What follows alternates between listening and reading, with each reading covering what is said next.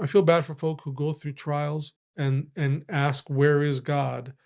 When they if they were to stop and think, if God wouldn't have kept me strong, this would have killed me. Hmm. Or this trial or illness would have killed me. And sometimes we wonder where God is, and He's right there.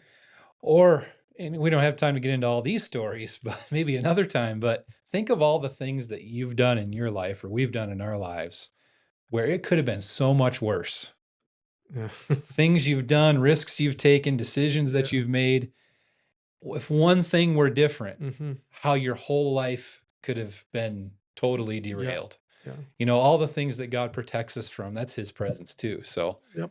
Amen. and there's another verse that I want to share because I think a lot of time, my mom, though she loved me dearly, couldn't always be there for me the way she would want to. And a lot of people have this experience where, they don't have a good dad at home or they don't have a good mom at home. Hmm. Um, for me, God in many ways was a comforter like a mother wants to comfort her children.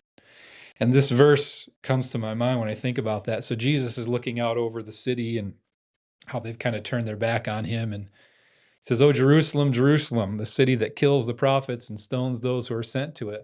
And this is the part that comes to my mind. "How often would I have gathered your children together as a hen gathers her brood under her wings?" And that was my experience as a child with God. Mm. My dad was a good dad. He was a faithful dad, and my mom was a loving mom, but I didn't have that comforting presence because mom was sick many Hmm. times. Hmm. And God served in many ways as my mother. Yeah. He Yeah. mothered me through Yeah. my formative years in many ways Yeah. because Yeah. my mom couldn't. And so I think, I want to encourage people, God will be exactly what you need and who you need him to be